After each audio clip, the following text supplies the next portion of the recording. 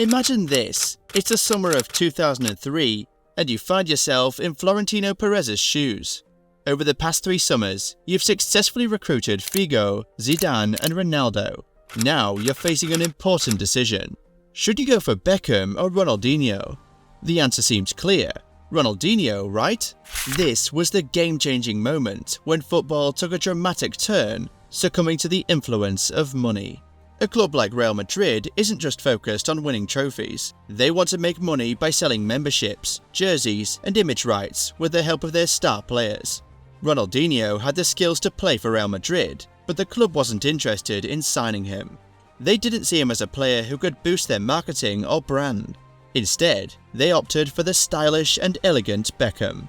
In this video, we'll discuss the Ronaldinho and Beckham case and explore how money is changing the game of football. But before that, we would like you to subscribe to the channel for more updates. It was the early 2000s, and the era of the Galacticos had just started at Real Madrid. Regrettably, yes. A colleague of Florentino Perez, who was the president of Real Madrid at the time, argued that signing Ronaldinho would be a foolish move because he was so unattractive that it would harm the club's brand. As a result, they chose to acquire David Beckham. Barcelona went on to secure Ronaldinho, while Manchester United signed a young Cristiano Ronaldo. And the rest, as they say, is history. Madrid pursued Beckham, and they enjoyed increased shirt sales, tapped into the Asian markets, and enhanced the image they were building. Barcelona resisted Manchester United's attempts to sign Ronaldinho, and successfully brought him to their team in the summer of 2003. 2 years later, he outperformed Madrid on the field, not in the stock market.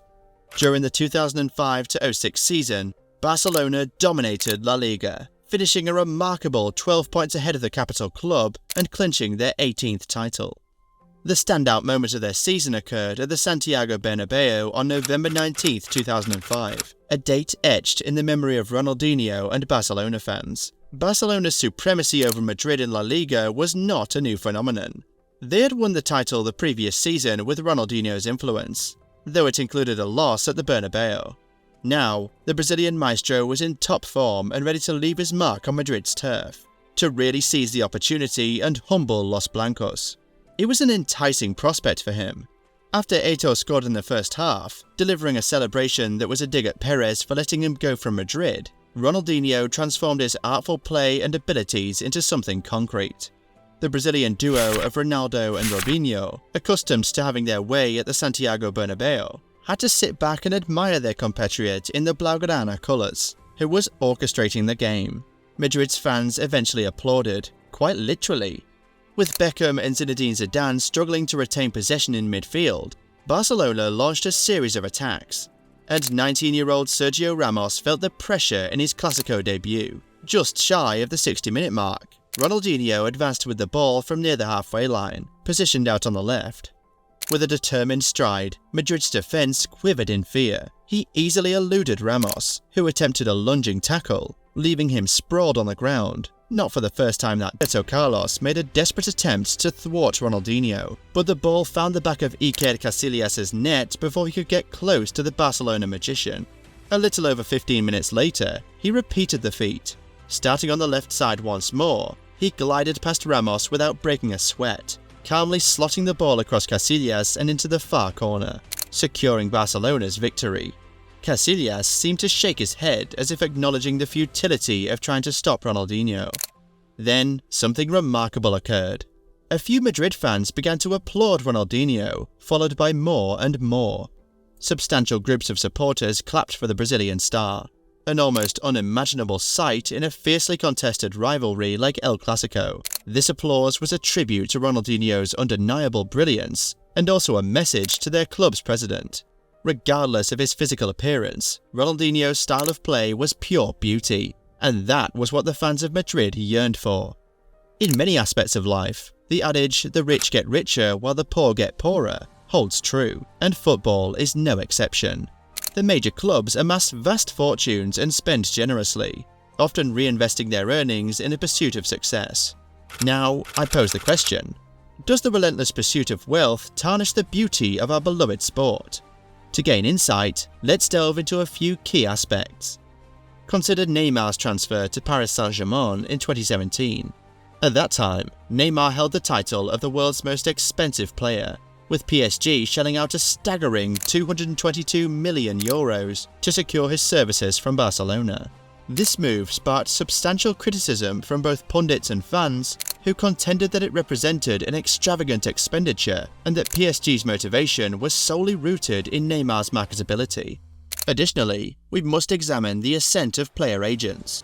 In recent years, these agents have amassed significant influence, often commanding substantial fees for brokering transfers and contractual agreements. This has resulted in certain players receiving inflated salaries, a factor that contributes to escalating transfer costs and complicates matters for smaller clubs striving to remain competitive. Once more, despite its rich history, August 19, 2023 marked the start of a new chapter for the club in the eyes of many loyal fans. On this date, Neymar Jr.'s grand unveiling before a crowd of over 65,000 thrilled supporters signalled a fresh beginning. During the summer season, the Saudi Pro League made hefty investments, spending over $900 million to get foreign players. This made it the second biggest spender, right after the English Premier League. It's worth mentioning that this sum doesn't cover the huge salaries offered to attract players, mainly from famous European leagues. But we should also look at how money in football can have negative effects, like in the case of Leicester City's incredible Premier League win in the 2015-16 season. The team, which had just moved up to the Premier League, had a squad mainly made up of not-so-famous players. Under their smart coach Claudio Ranieri, Leicester City played really exciting football and won the title with a big 10-point lead.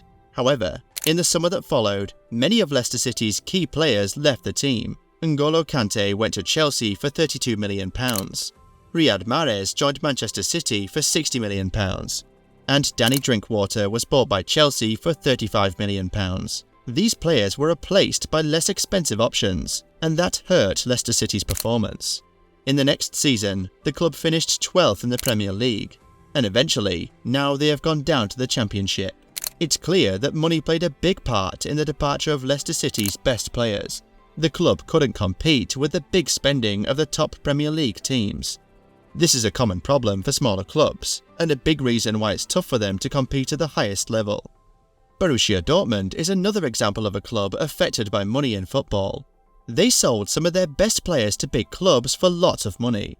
Jadon Sancho went to Manchester United for £73 million in 2021. Erling Haaland joined Manchester City for £51 million in 2022.